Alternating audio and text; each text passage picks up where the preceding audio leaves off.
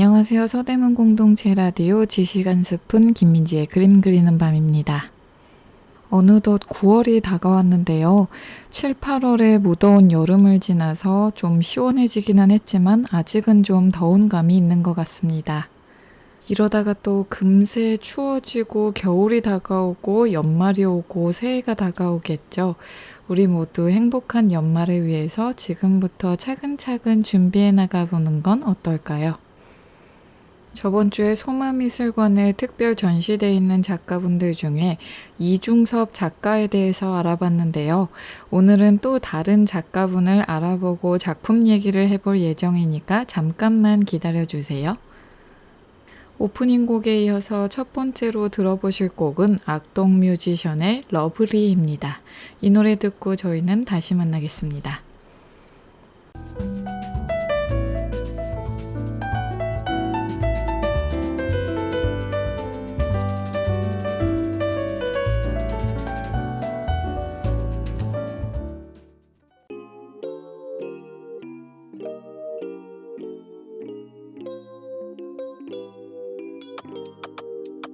You know 내 스타일이 아닌 음악을 들어도 You know 좋아하지 않는 음식을 먹어도 우산 없이 비가 와 홀딱 따져줘도 좋아 I love it because I love you wow.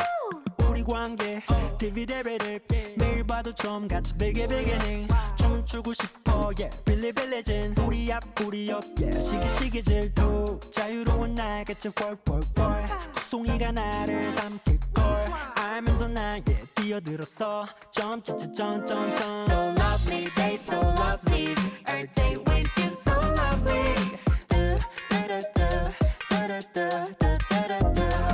Spell L-O-V-E-L-E-E 이름만 불러도 you can feel it 눈빛만 봐도 알면서 my love You know 아끼는 옷에 커피를 쏟아도 You know 내가 주먹거리를 잃어버려도 한 번 더 같은 걸 사준 걸 다시 또 잃어도 좋아 I don't care I just care about you 여기 어때 How you like that 짚어주고 될게 빈 털털이 주빌라떼 박수가 채안 봐고 누가 베개를 say 비타민 U가 필요해 만들어줘 새도랗게 자꾸 문이 벌집 두 눈에 Honey help honey help So lovely they so lovely Every day with you so lovely Spell L-O-V-E-L-E-E 이름만 불러도 you can feel it 눈빛만 봐도 알면서 my love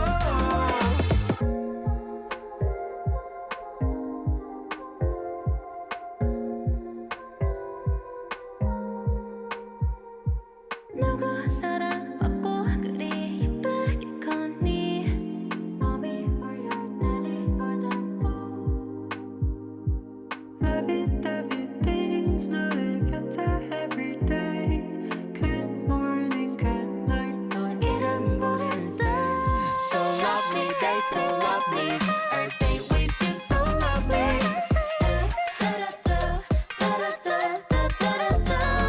Spell L-O-V-E-L-E-E 이름만 불러도 you can feel it 눈빛만 봐도 알면서 my love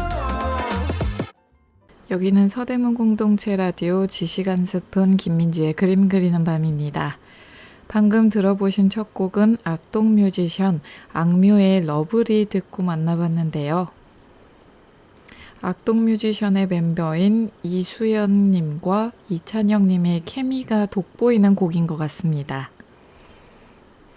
저번 주에 소마미술관 특별전시에 전시되어 있는 작가들을 소개해드렸는데 저번 주에는 이중섭 작가에 대해 자세히 알아봤다면 오늘 알아볼 작가는 누구일까요? 오늘은 바로 작가 박생광님을 자세히 알아보도록 하겠습니다. 저저번 주와 저번 주에 알아봤던 박수근 작가와 이중섭 작가는 서양 화가였던 반면에 오늘 말씀드릴 박생광 작가는 동양 화가입니다. 박생광은 평생을 일본풍의 그림을 그리는 화가로 살았지만 생애 마지막 8년 동안 놀랍고도 대담한 예술적 변신을 성공해낸 작가입니다.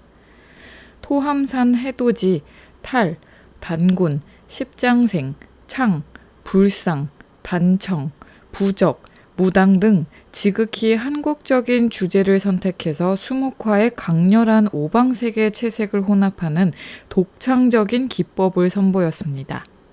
강렬한 색채와 자유로운 화면 구성을 통해 한국의 토속적인 정서와 민족성이 마치 들끓어오르는 생명력으로 다가오기도 하는데요. 한국 현대미술사의 새롭고도 독창적인 장르를 구축해내고 수묵 채색화의 거장으로 평가받고 있습니다.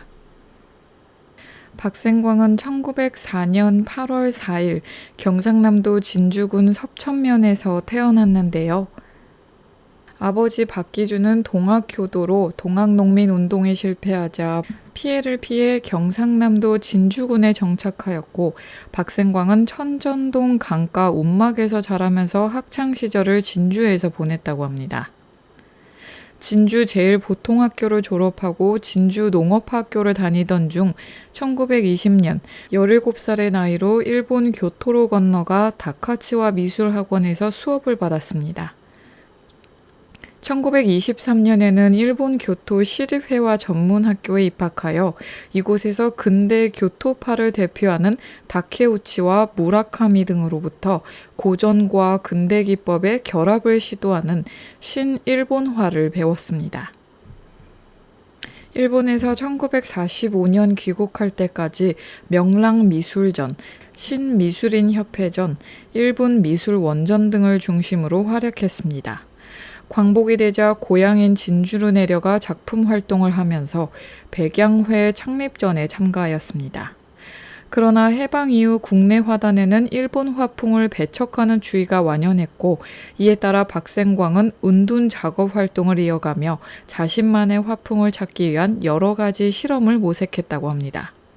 생각해보면 정말 광복절 직후에는 일본을 배척하고 일본의 문화, 일본의 그림까지 싫어하는 분위기가 정말 심했을 것 같은데요. 그러는 와중 1963년에는 경상남도 문화상을 수상하기도 했다고 합니다. 1967년 상경하여 천경자의 소개로 홍익대학교와 경희대학교에 출강하면서 미술 활동을 하였는데 이 시기에 비로소 한국 민속적 소재를 이용하여 화면의 변화를 꾀하기 시작했다고 합니다.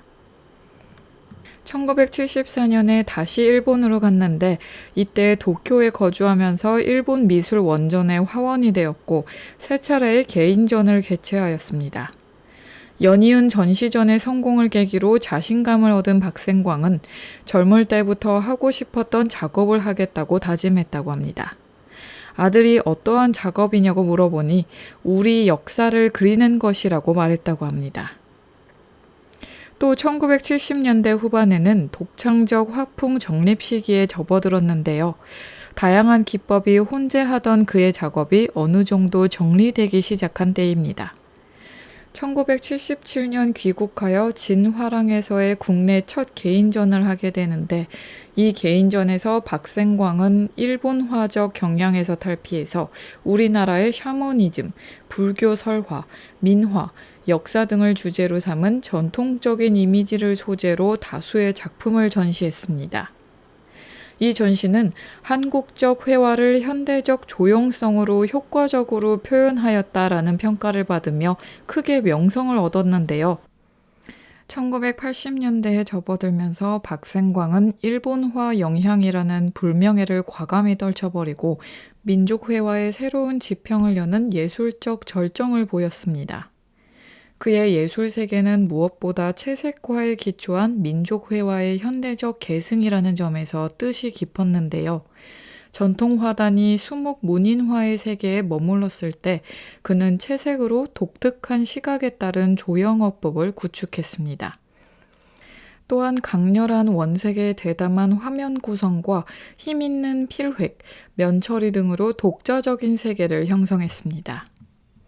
일본에서 그림 공부를 한 뒤 한국에서 왔을 때는 배제당하고 숨어서 그림 그렸는데 1970년대 후반부터는 한국적이고 독창적인 화법을 구축해서 큰 사랑을 받았다고 합니다. 이러한 그의 회화 양식의 변천은 총 4기로 구분할 수 있는데요. 1기는 1950년대 후반까지의 수련기, 2기는 1950년대 후반부터 1974년까지의 추상화 시기, 3기는 1974년부터 1977년까지의 2차 도일 시기로 다시 구상으로 전환하여 일본화의 평면적이고 장식적이며 감각적인 성향을 보이던 시기, 그리고 마지막으로 4기는 1977년 이후 한국적인 소재의 추구 시기입니다. 아까 말씀드린 것처럼 그의 회화는 4기에 이르러서야 절정에 이르고 있는데요. 초기의 일본화적 경향에서 탈피해서 우리나라의 샤머니즘, 불교, 설화, 민화, 역사 소재 등을 주제로 삼아 폭넓은 정신세계를 전통적인 색채로 표현했습니다. 그래서 한국적 회화를 현대적 조형성으로 효과적으로 표현했는데요. 따라서 그의 미술사적 위치는 우리나라의 채색화 부분의 새로운 가능성과 활로를 제시해 주었습니다. 또한 우리나라의 역사적 주체성을 회화로서 표현하고자 하였다는 점에서 큰 의미를 가집니다. 대표작으로는 작품 무당, 무속, 청담대종사, 토암산 해돋이, 명성황후, 정봉중 등이 있습니다. 박생광은 일본에서 귀국한 후 종전에 쓰던 네고라는 호를 그대로로 바꾸고 작품 제작 연도를 서기에서 단기로 바꾸어 한글로 표기했습니다. 이는 우리 것에 대한 강한 애정의 발로이자 민족관의 적극적인 표출이었습니다. 그는 한국 미술의 전통 중에서도 단청이나 민화, 불교의 탱화 등에 관심을 갖고 무속, 불화, 역사화 등을 주제로 많은 작품을 제작했는데요. 단청의 색채를 연구하면서 굵은 윤곽선으로 형태를 만든 후 채색하는 방법을 배웠고, 민화에서처럼 사실적 비례를 무시하고 대상의 크기를 자유롭게 또 공간을 유동적으로 사용했습니다. 고구려 벽화에 나오는 환상적인 인물 등을 작품에 등장시키기도 했습니다. 박생광은 1981년 서울 백상기념관에서 개인전을 열었는데 이 전시 이후 민화적이고 토속적인 한국성, 무속적 주제가 드러나는 이른바 그대로 화풍을 정립했습니다. 그해 작품 토함산 해돋이가 제17회 중앙미술대상예술부문 장려상을 받았고 1982년에는 78세라는 노구를 이끌고 인도 불교 유적지 및 힌두 사원 등을 순례하는 한편 인도 미술협회와 인도 한국대사관 주최로 뉴델리에서 개인전을 열었습니다. 인도 여행 이후 작품 해초스님, 청담대종사, 명성황후, 전봉중 등을 발표하며 방만한 스케일과 영과 속, 환영과 실제가 혼재하는 초월적 시공간을 보여주었습니다. 여기서 잠깐 쉬고 노래 한 곡 듣고 저희는 다시 만나도록 하겠습니다. 이번에 들어보실 곡은 벤의 꿈처럼입니다.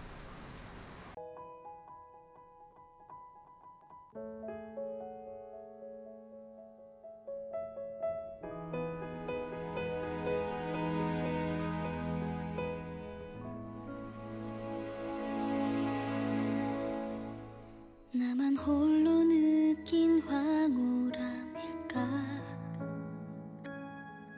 그저 바라보는 시선이 무거워 맴도는 발걸음 여전히 네가 보고 싶어 I need your mind I remember 차가웠던 그날 자꾸 떨리는 내 가슴이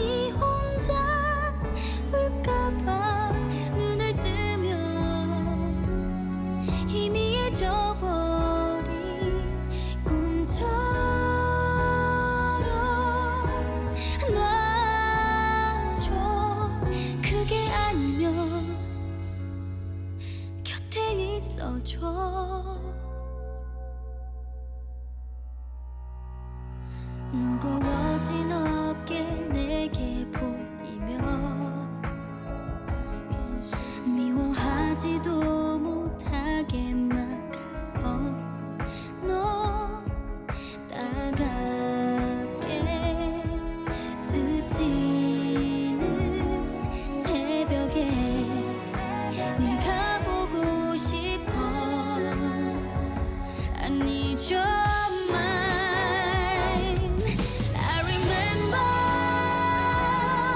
차가웠던 그날 자꾸 떨리는 내 가슴이 혼자 울까봐 눈을 뜨면 희미해져버린 꿈처럼 놔줘. 그게 아니면 곁에 있어줘. 울어서 좋을 게 없는데 깊게 새긴 흔적이 서러워. 혹시 몰라 그대가 올까봐. I remember 슬퍼 보였던 날 자꾸 떨리는 내 어깨를 네가 볼까봐 눈을 뜨면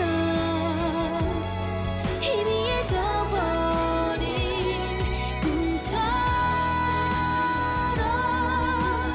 놔줘. 그게 아니면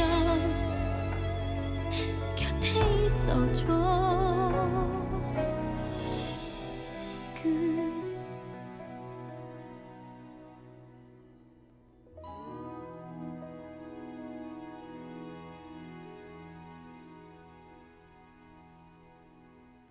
여기는 서대문 공동체 라디오 지시간 스푼 김민지의 그림 그리는 밤입니다. 방금 듣고 오신 곡은 벤의 꿈처럼입니다. 드라마 또 오해영에서 굉장히 사랑을 많이 받은 곡이죠. 이어서 작가 박생광에 대해 자세히 더 알아보도록 하겠습니다. 박생광은 1984년 서울 문예진흥원 미술회관에서 개인전을 열어 큰 성황을 이뤘습니다. 또 1985년에는 파리 그랑팔레 르살롱전의 특별 초대 작가로 선정되었습니다. 이 전시를 위해 그는 8점의 모속화를 제작하는 등 열의를 불태웠으나 그의 7월 후두암으로 안타깝게 생을 마감하고 말았습니다. 그의 작품 세계가 총체적으로 조명되기 시작한 계기는 그가 타계한 지 1년 후인 1986년 호암 갤러리에서 있었던 일주기 회고전입니다. 주홍색과 감청색의 대담한 색채, 괴기스러울 정도로 환상적이고 복합적인 분위기를 주는 대작들은 방대한 화면과 그것을 소화해내는 자유분방한 구성, 그리고 역동적인 운율감으로 관람객에게 놀라운 감동과 신선한 충격을 주었습니다. 또 채색화의 새로운 분기점이 되었다고 합니다. 박생광의 대표작 중 하나인 작품 전봉준에 대해서 이야기 나눠볼까 하는데요. 이 작품을 보면 붉은색과 파란색과 노란색, 그리고 초록색, 검정색 등 이 색깔들이 둥둥 떠다닙니다. 이리저리 좌우로 떠다닐 뿐만 아니라 그 색채가 가지고 있는 아주 강렬한 발산의 힘에 의해 앞뒤로 맹렬히 진동하다가 마침내는 바라보는 우리를 향해 돌진해오는 듯 보이는 작품입니다. 빛의 입자는 그렇게 우리 눈을 향해 부딪혀 와서 눈이 시림의 감각에 푹 젖어 있을 때까지 무수하게 부딪히고 산산이 부서져가는 느낌입니다. 박생광의 그림이 첫눈에 보는 이에게 강하게 남기는 인상은 먼저 그 선연한 색채 감각에서 오는데요. 눈이 시릴 정도로 강렬하게 다가오는 색채와 그 색이 발산하는 빛, 그리고 또 빛. 이 빛이 힘찬 색깔 속에서 그저 힘차다는 느낌을 뛰어넘는 그 무언가가 있어 보입니다. 이것은 신기라는 말 외에 다른 말로 일컫기 어려운 광기가 우리에게 지우는 두려움의 정서와 신성이 우리에게 내리는 경이로움의 감정이 뒤섞인 그 무엇인 것 같습니다.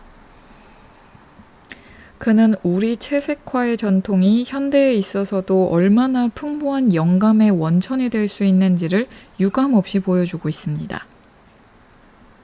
주제적으로는 무속적이고 민속적인 주제를 탐구하다가 민족사적인 주제를 장대한 규모로 다루게 되는데, 그러한 작품 중에서도 명품으로 또 걸작으로 손꼽히는 작품이 이 전봉준입니다.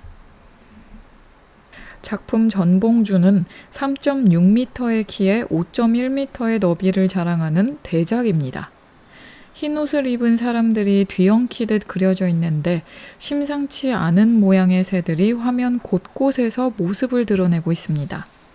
화면 왼쪽에는 황토빛깔 황소의 모습이 보이고, 아울러 하얀 옷을 입은 농민들이 대포를 쏘고 말을 달리며 활 시위를 당기고 있습니다. 화면 오른쪽에는 빗발치는 화살 너머로 울긋불긋한 옷을 입은 관군들이 말을 달리고 배를 타며 창을 휘두르고 있는데요.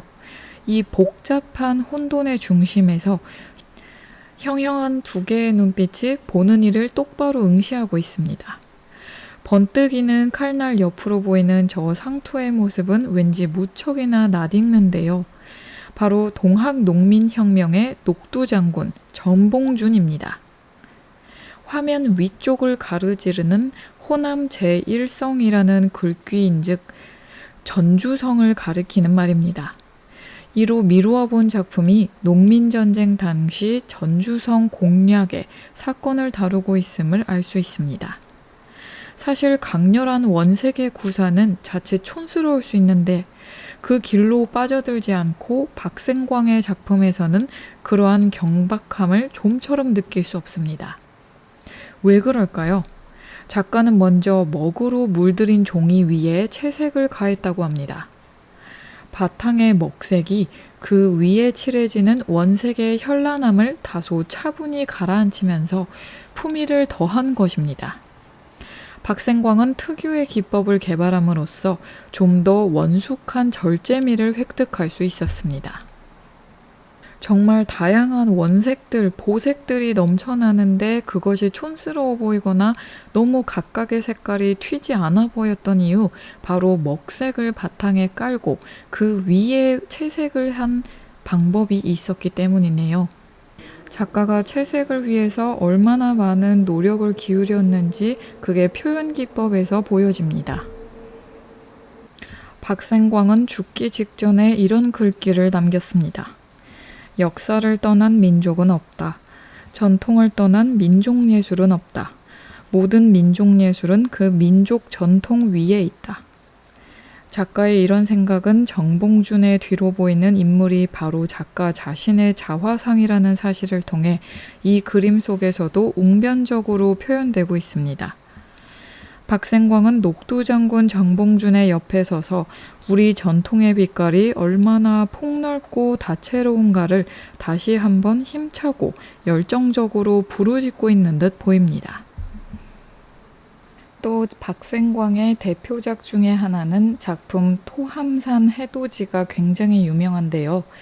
화면을 위아래로 나눠서 오색의 서기가 뻗치는 배경에 붉은 해를 내려다보는 석굴암 본존불의 옆모습과 비스듬히 선보현 보살을, 또 토함산 산줄기 배경에 금강 역사와 새끼를 어르고 있는 어미표범, 또 얽혀있는 한 쌍의 봉황 등을 그려낸 작품입니다. 박생광은 모노크롬이 유행하던 1980년대 초에 민화, 불화, 무속화 등에서 발견한 토속적인 이미지를 오방색으로 소화해 한국 전통화와 현대화를 동시에 이끌었다는 평가를 받습니다. 특히 이 작품을 두고 위대한 만년의 출발점이라고 말하는 이들이 굉장히 많습니다. 단청과 탱화, 민화와 무속화란 불교 미술과 민간 미술이 구사할 수 있는 모든 것을 절정의 색채감으로 완성한 작품이기도 합니다. 작품을 더 자세히 들여다볼까요? 그림 상단에는 오색의 상서로운 기운이 하늘을 덮고 있습니다. 중앙에는 토암산의 능선이 구불거리는데 그 사이에 부처가 우측 붉은 해를 바라보고 앉아 있습니다. 머리는 노란 테두리의 두광이, 몸은 금색으로 장엄되어 있습니다. 왼쪽에는 보관을 쓴 보살이 부처와 반대 방향을 바라보고 있는데 가슴 장식이 있고 하늘에 오실한 천의를 입고 있습니다.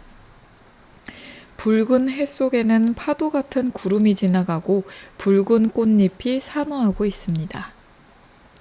하단에는 왼쪽으로 봉황 한 쌍이 엉켜 있고 오른쪽에는 호랑이 어미가 새끼를 어르고 있습니다. 문양은 표범에 가깝지만 우리나라에는 표범이 없었기에 호랑이로 해석하는 것이 맞을 것 같습니다.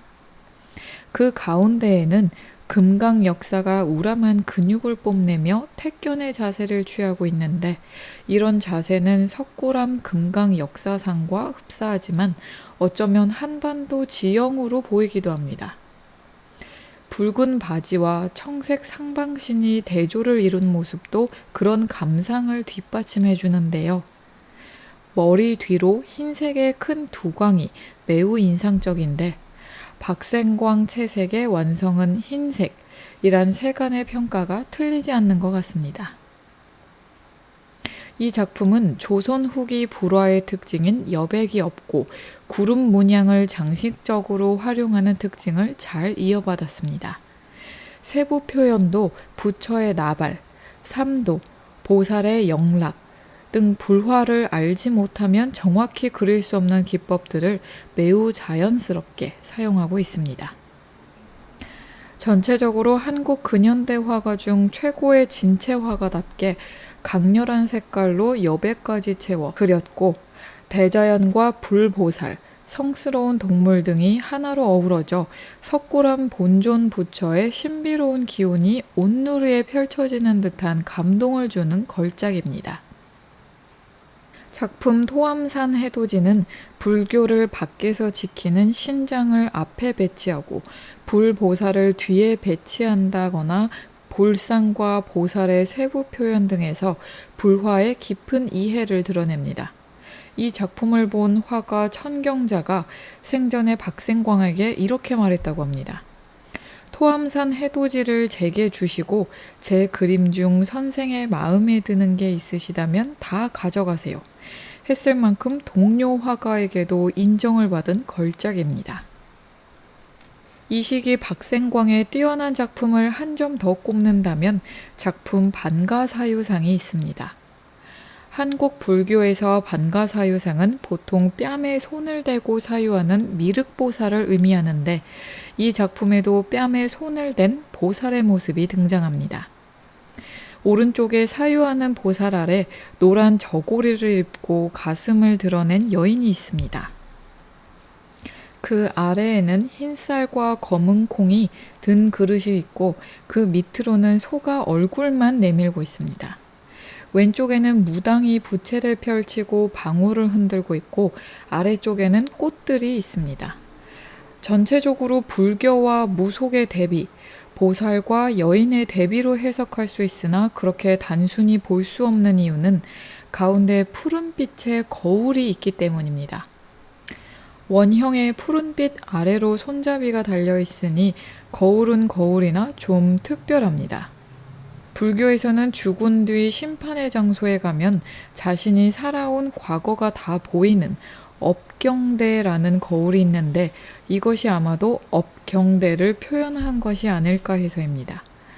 푸른 거울 안에는 정확히 알 수는 없지만 마치 어떤 인물이 자신의 잘린 머리카락을 들고 서 있는 듯한 표현이 있는데 한때 출가했던 박생광 자신을 표현한 것일지도 몰라 보입니다.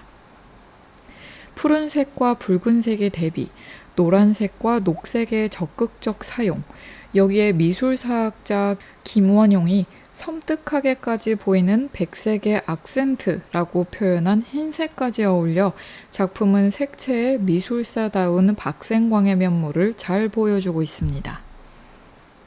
여기서 잠깐 쉬고 곡 하나 듣고 저희는 다시 만나도록 하겠습니다.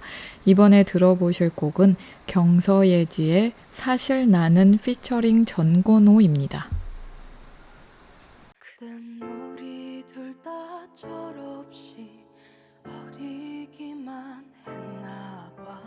태어나 처음 설레이는 너를 만나서 세상에 부러울 거 하나 없이 좋았어. 매일 너만 기다렸어. 행복한 시간뿐이었어.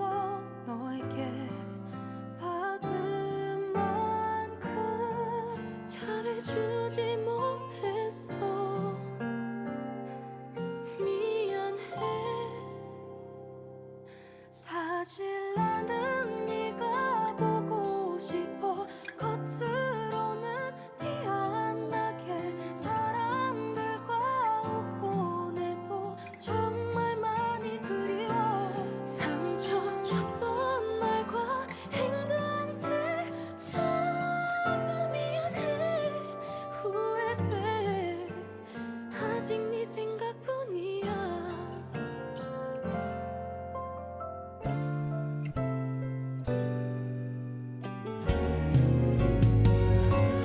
그땐 나도 너무 어려서 사랑을 몰랐나 봐. 태어나 처음 설레이는 너를 만나서 세상에 부러울 거 하나 없이 좋았어. 나도 너만 기다렸어. 꿈 같던 시간뿐이었어.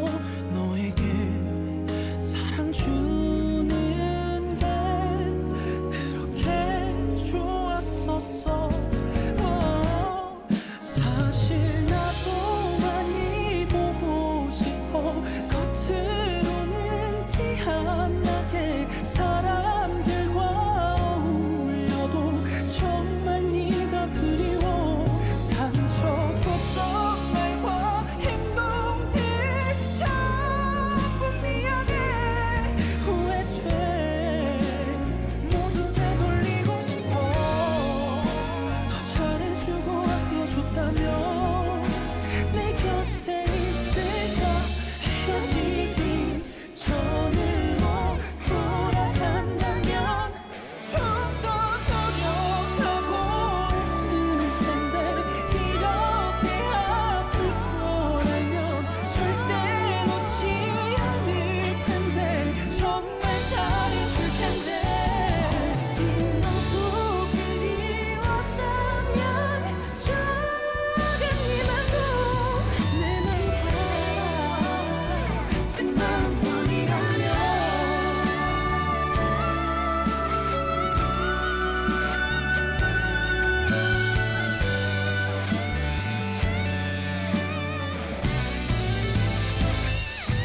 당장 달려가 널 안고서 말하고 싶어. 널 지우지 못한다고. 널 보내기는 싫다고. 후회하기는 싫다고. 도와줄래. 나에겐 너뿐이라고.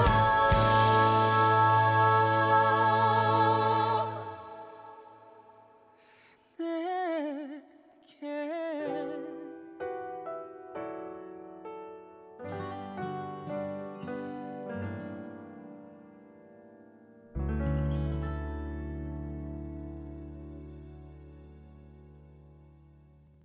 여기는 서대문 공동체 라디오 지시간 습은 김민지의 그림 그리는 밤입니다. 방금 듣고 오신 곡은 경서예지의 사실 나는 피처링 전건호입니다. 박생광의 작품에서 무속 표현이 많이 등장하는 이유는 불교와 마찬가지로 서민 생활과 밀접하다고 여겼기 때문입니다. 그래서 전국의 중요 무형문화재 굿이나 유명한 무당들의 굿을 직접 보러 다니기도 했다고 합니다. 어느 책에서 샤머니즘의 색채, 이미지, 무당, 불교의 탱화, 절간의 단청, 이 모든 것이 서민 생활과 직결된 그야말로 그대로 나의 종교인 듯 하다 라고 고백했듯이 박생관은 서민들에게 깊이 밴 근원을 그리고자 했다고 합니다. 작품을 그릴 때 그는 입으로 붓을 빨고는 했는데 주변에서 빨간색 주사에는 수은이 들어있다고 말려도 듣지 않았다고 합니다. 이렇듯 박생광은 불교화의 느낌을 내는 작품을 위해 굉장히 많이 노력하고 또 표현 기법도 생각해보는 그런 작가임을 알 수 있습니다. 올해 초인 3월 달에 예술의 전당에서 열린 박생광의 전시가 굉장히 흥미롭게 느껴져서 좀 조사해 봤는데요. 전시 이름은 위대한 만남, 그대로, 우향입니다. 이 전시는 예술의 전당에서 진행이 되었었고 지금은 끝난 전시인데요. 이 전시에는 2명의 작가가 전시되어 있습니다. 작가 박생광과 박래현 작가가 동시에 전시되어 있습니다. 이 전시는 한국화의 잠재적 역량을 재발견할 수 있는 특별한 기획전이었다고 합니다. 한국화의 대가 박생광, 박래현 2인전으로 위대한 만남, 우향이라는 전시 제목처럼 한국화 두 대가가 한자리에서 만나게 된 전시입니다. 박생광과 우향 박래현은 해방 전후 동시대를 함께한 대표적인 인물들로 전통적 기반을 넘어 현대 한국화로의 재도약을 일궈낸 공통된 성과를 갖고 있습니다. 한국적인 색감이 지닌 강렬한 인상을 독창적이고 확고한 조형 언어로 재탄생시킨 박생광은 전통적 미감을 기반으로 한 현대 채색화의 가능성을 확인시켜줍니다. 수묵과 채색, 구상과 추상, 파나와 테피스트리 등 다양한 재료와 기법을 넘나든 박래현은 현대 한국화의 무한한 확장성과 비전을 보여줬습니다. 이 전시는 예술의 전당 한가람 미술관에서 진행됐었는데요. 269점이 전시되었었다고 합니다. 박래현의 작품은 88점으로 원화는 75점, 스케치는 13점이었다고 합니다. 먼저 시기별로 구분해보면 인문, 모색기에 해당하는 1940에서 50년대에는 11점, 1950년대 작품은 박화백이 어떻게 한국화의 현대성을 모색했는가를 살펴볼 수 있습니다. 확장 1기인 1960년대는 28점이고 주로 추상적인 화면 구성의 작품들을 다양하게 만나볼 수 있었습니다. 특히 수간 채색 기법을 활용한 특유의 번짐 효과는 시대를 넘어선 현대적 미감을 자아냅니다. 확장 2기인 1970년대는 재료나 기법의 실험기에 해당하는 32점을 선보였습니다. 1967년 상파울루 비엔날레 참석을 계기로 중남미를 여행과 1973년까지 뉴욕에 체류하며 익힌 테피스트리, 나 판화 및 콜라주 등을 한자리에서 비교해 볼 수도 있었습니다. 이 외에도 수묵 위주의 4점과 스케치 13점을 만날 수 있었습니다. 또한 박생광의 작품은 총 181점으로 원화 71점, 스케치 100점, 기타 10점 등으로 구성되었다고 합니다. 전시 방식은 채색화 중심의 작품을 소재별로 구분했으며 소재 내에선 연도순 배열로 우선했다고 합니다. 다만 원화와 관련된 스케치를 함께 배열해 작품의 이해를 도왔다고 합니다. 십장생, 불교, 무속 용과 범, 모란, 단정, 탈과 신선도를 포함한 민속 소재, 연화장, 스케치, 서예와 도지화 4점 등으로 구성되었습니다. 한자리에서 비교할 수 있도록 했다고 합니다.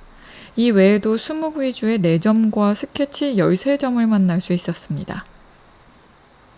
두 작가 모두 작품의 수가 엄청 많이 전시되어 있는 큰 규모의 전시였던 것 같습니다. 해방 이후 한국화의 현대적 재해석과 새로운 입지를 다진 역사적 성과에 비해 박생광과 박래현 화백은 매우 평가절하되어 있습니다. 특히 끊임없이 새로운 창작적 실험에 매진한 두 작가에 대해 면밀하고 지속적인 관심을 더욱 기울여 나가는 것 역시 한국 현대미술의 정체성 회복과 경쟁력을 담보한 효과적인 창구가 될 것이라고 보입니다. 저번에 열렸던 한국화 대과 박생광, 박래현 2인전, 이 기획전이 소외된 한국 현대미술의 그림자를 밝히고 한국화의 잠재적 역량을 재확인해서 지속적인 가능성과 공공적 가치를 가늠하게 하는 계기가 되기를 기대하면서 전시가 기획됐다고 합니다. 그도 그럴 것이 저번 시간과 저저번 시간에 이어서 이야기 나눴던 작가 박수근, 이중섭 등 매우 토속적이고 한국적인 작품들로 보여서 한국화처럼 보일 수 있지만 서양화 작품들이었습니다. 그에 반해 작가 박래현과 박생광은 동양화 작가로 우리의 고유의 재료에 탐색을 했고 그 재료 안에서 그 재료를 사용해서 굉장히 독창적인 방법을 추구했다는 점에서 높이 살만하고 그 연구가 지속되어야 한다고 생각합니다. 이 전시는 박래현 작품들로 시작했었는데요. 작가 박래현은 1920년에서 1976년의 짧은 생을 살며 아내로 또한 엄마로 화가로 굉장히 바쁜 인생을 살았다고 합니다.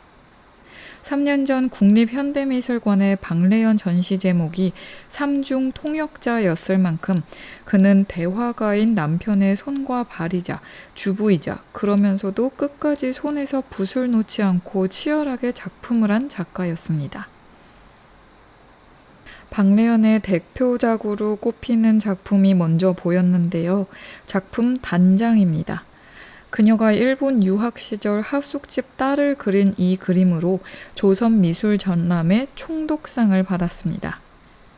작품에는 거울과 여인이 우측과 좌측을 각각 대칭적으로 차지하면서 굉장히 잘 그려진 작품입니다. 또 그녀의 작품 중에 작품 초저녁을 보면 나뭇가지 위에 검은 고양이가 있는데 전통적으로 보이면서도 굉장히 현대적인 작품으로 보입니다. 고양이가 허리를 치켜들고 있는 능선의 모습과 나뭇가지가 빳빳하지만 살짝 곡선이 있는 그 두 개의 대비와 조화가 굉장히 잘 어우러져 있는 작품입니다. 또 작품 이른 아침은 군산 피난 시절에 어려웠던 현실을 소재로 하여 대한미술협회전에서 대통령을 수상한 작품인데요. 이 작품 또한 박래현 하면은 떠오르는 대표 작품입니다. 이 작품에서도 보이듯이 여백은 시원하게 살려주고 인물들은 길쭉하게 시원시원하게 또 재미있고 간결하게 표현되어 있습니다. 작가 박래현은 이렇게 말했다고 합니다. 화선지에 스며지는 먹이 보여주는 아름다운 색조의 변화는 언제 어느 곳에서나 조용한 동양의 멋을 자아내는 우리만이 지닐 수 있는 아름다움이라고 본다. 이 말에서 느껴지듯이 작가의 동양화 사랑, 동양적인 것의 사랑이 굉장히 묻어나죠. 또 이런 말도 했다고 합니다. 화선지의 한계에서 벗어나 보려던 나에게 판화 기술은 매혹적이었다. 작가의 예술성을 깊게 해줄 뿐더러 표현 방법에 의외의 확대를 가져오는 것을 알게 되었다. 그녀는 동양화의 작품에서 머무르지 않고 더 나아가서 유학 시절의 판화 등 다양한 재료 기법, 또 표현 기법, 그림 그리는 방식들을 도입하여 굉장히 많은 작품을 남겼습니다. 1950년대 하면 정말 먹고 살기도 힘들었을 때일 수도 있는데 그림 그리는 것을 소홀히 하지 않고 끊임없이 새로운 것을 발굴하고 열심히 했다는 그녀의 삶이 느껴집니다. 이어서 작가 박생광의 작품들이 전시되어 있었는데요. 이 전시회에 전시되었던 작품들도 역시 강렬하고 알록달록한 색채들의 작품들이 많이 전시되어 있는데요. 이 작품들 중에서는 비슷한 주제의 밑그림과 완성본을 함께 배치해주는 작품들도 있어서 그 작가의 노력을 볼 수 있었습니다. 박생광의 스케치 작품들이 많이 전시되어 있었는데 정말 꼼꼼하고 철저하게 계산해서 작업했는지가 보여져서 그의 소중한 자료들로 평가받고 있습니다. 그리고 또 이번 전시에는 박생광의 정말 많은 수의 작품이 전시되어 있었잖아요. 그래서 그런지 박생광의 알록달록하고 무당 느낌이 나는 작품들 말고도 순수 전통 한국화의 느낌이 나는 산수화와 꽃그림 등도 있었습니다. 또 일본 유학 직후에 그렸던 굉장히 일본 화풍이 짙은 그런 느낌의 작품들도 전시되어 있어서 아주 색달랐습니다. 이렇게 동시대의 작가 그리고 한국화를 사랑한 작가를 동시에 전시해 놓으니까 굉장히 신선하고 재미있는 특별 전시회였는데 저도 보지 못해서 굉장히 아쉽습니다.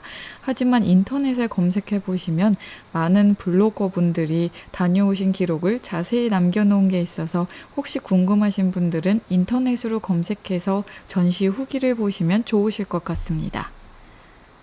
이어서 노래 하나 듣고 저희는 다시 만날게요. 리쌍이 부릅니다.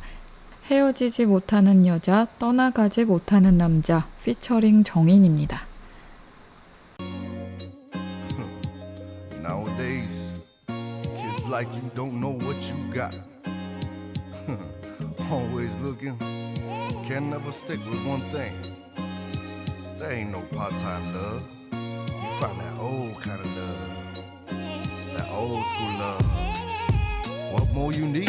헤어지지 못하는 여자 떠나가지 못하는 남자 사랑하지 않는 우리 그래서 no 헤어지지 못하는 여자 떠나가지 못하는 남자 사랑하지 않는 우리 그래서 no 우린 300만원짜리 중고차로 함께 어디든 다녔지 난 부럽지 않게 팔짱을 끼고 한 장의 사진에 추억을 담고 밤잠을 설쳐가며 서로를 알아가고 내 꿈은 너의 미래가 되어 우린 서로를 따르는 한 쌍의 아름다운 새요 채워져도 부족했던 사람 다시 태어나도 만나고픈 사람 하지만 세월 앞에서는 역시 서로의 욕심을 이기지 못해 욕실에 홀로 앉아오는 너의 울음소리 나를 쏘아보는 눈초리 날이 갈수록 더해 난 또 이별을 생각해 하루 종일 태양은 뜨거운데 네 마음은 얼어있네 누구의 잘못인지 사랑하긴 하는데 baby 모든 게 그대로인데 우리는 변해있네 누구의 잘못인지 사랑하긴 하는데 baby 헤어지지 못하는 여자 떠나가지 못하는 남자 사랑하지 않는 우리 그래서 no 헤어지지 못하는 여자 떠나가지 못하는 남자 사랑하지 않는 우리 그래서 no 때론 너무나 바빠 너에게 미안해 지갑에 돈을 채우고 시간을 내 티나게 사랑을 표현 못해도 너와 함께 영화를 보고 밥을 먹으면 네 기분이 풀릴 거라 여기던 내 생각은 또 빗나가 거리를 거닐며 너에게 장난을 쳐도 진부한 사랑놀이 사랑은 한때 사랑은 이별과 한패 이별은 사랑을 데리고 간대 태양은 뜨거운데 네 마음은 얼어있네 누구의 잘못인지 사랑하긴 하는데 baby 모든 게 그대로인데 우리는 변해있네 누구의 잘못인지 사랑하긴 하는데 baby 헤어지지 못하는 여자 떠나가지 못하는 남자 사랑하지 않는 우리 그래서 no 헤어지지 못하는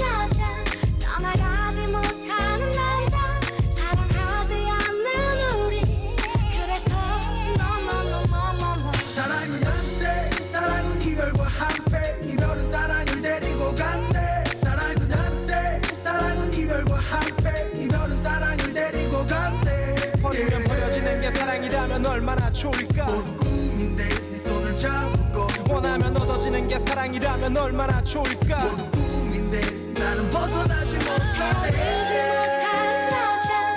떠나가지 못하는 남자 사랑하지 않는 우리 그래서 헤어지지 못하는 여자 떠나가지 못하는 남자 사랑하지 않는 우리 그래서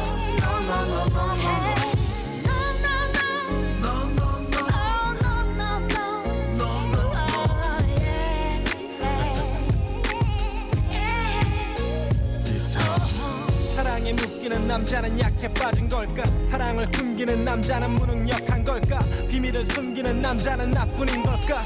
사랑 대체 왜 변하는 걸까.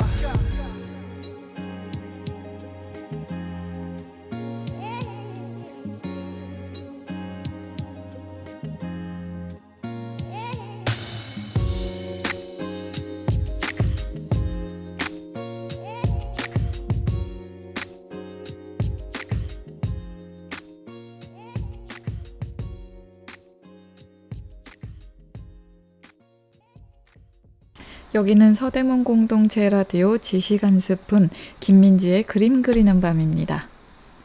방금 듣고 오신 곡은 리쌍의 헤어지지 못하는 여자, 떠나가지 못하는 남자 피처링 정인입니다. 다시 박생광과 박래연 전시 이야기로 돌아가 보자면요. 동시대의 작가였던 김환기, 이후원, 이 두 사람은 또 두 사람끼리 공통점이 많았는데요. 우리나라를 대표하는 서양화 작가로 모두 1900년대 초반에 태어났습니다. 한번 그림이 경매에 뜰 때마다 우리나라 그림 경매의 새 역사를 다시 쓰고 나는 화제성이 가득한 작가이기도 합니다. 반면에 이 시기에 태어난 또 다른 두 명의 유명한 작가, 방금 제가 설명해드린 작가 박생광과 박래연인데요. 미술 입문자라면 고개를 갸우뚱한 만큼 낯선 이름일 수 있습니다. 앞서 언급한 서양화 두 작가와 이들의 차이점은 바로 그림의 장르입니다. 박생광과 박래연은 한국화의 대가입니다. 서양화 작가의 작품은 듣기만 해도 억소리 나는 비싼 가격에 팔려나가지만 두 사람의 작품은 30대 초반의 작가가 그린 작품보다도 경제적 가치가 낮습니다. 최근에 이런 미술 소비 트렌드를 역조망하는 전시가 서울 예술의 전당 한가람 미술관에서 열렸었는데요. 저희가 방금 알아본 그 전시입니다. 그렇다면 최근 미술 트렌드는 작품의 가격만 논하는데 이게 맞을까요?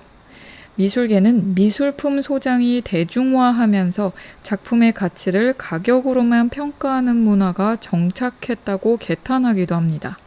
물론 가격은 중요한 가치 측정의 지표이기도 하지만 미술 전시 트렌드가 가격만 보고 움직인다면 우리는 1900년대 전반기 한국화를 그린 박래환, 박생광과 같은 대가를 점차 잊게 될 수도 있습니다. 그래서 방금 예술의 전당 특별 전시의 기획 의도가 여기서 느껴지는데요. 한국화를 현대적으로 재해석한 성과에 비해 작가들은 매우 평가절하돼 있다며 끊임없이 창작적 실험에 매진한 두 작가에 대해 지속적인 관심을 갖는 것은 한국화의 공공적 가치를 가늠하는 계기가 될 것이라고 그 말이 무슨 말인지 알 것 같습니다. 정말 생각해보니 경매에서 억소리 나는 작품들, 방금 말씀드린 작가들도 그렇고 제가 저저번 주에 소개해드린 작가들도 그렇고 다 서양화가 작가들인데요. 우리의 전통 재료인 동양화 재료를 써서 끊임없이 탐구를 했던 동양화 작가 박생광과 박래연, 그리고 또 다른 아직 이름이 알려지지 못한 동양화 작가들에 대해서 조사해 나가고 탐구해 가는 것이 우리의 할 일이 아닐까 싶습니다. 왜냐하면 우리의 소중한 것은 그 누구도 대신 지켜주지 않습니다. 전통 한국화의 발전을 위해 이바지했던 이전에 한국 근현대 작가들에 대해서 공부하는 시간도 제가 한번 마련해 보도록 하겠습니다. 여러분, 오늘 이야기는 좀 어떠셨나요? 우리나라 미술 작가라고 해서 무조건 동양화만 그리는 것이 아니었다는 것도 알 수 있고, 동양화 작가 대신 서양 화가들이 더 억소리나게 평가받고 있다는 것도 알 수 있는 시간이지 않았을까요? 그리고 박생광, 박래연 작가가 한국화의 발전을 위해 얼마나 노력했는지, 그들만의 독자적인 방법을 구축하기 위해서 얼마나 많은 연습과 스케치와 재료 탐구, 또 표현 방법 탐구를 했는지도 끼셨다면 좋겠습니다. 다음 주에도 새로운 작가와 작품을 알차고 재미있게 소개해 드릴 수 있도록 열심히 준비해 보도록 하겠습니다. 여러분, 9월이 시작되었는데 9월 첫 주 화이팅 넘치게 시작하시기 바랍니다. 지금까지 서대문 공동체 라디오 지식 한 스푼 김민지의 그림 그리는 밤이었습니다. 저희는 다음 주에 다시 만나겠습니다.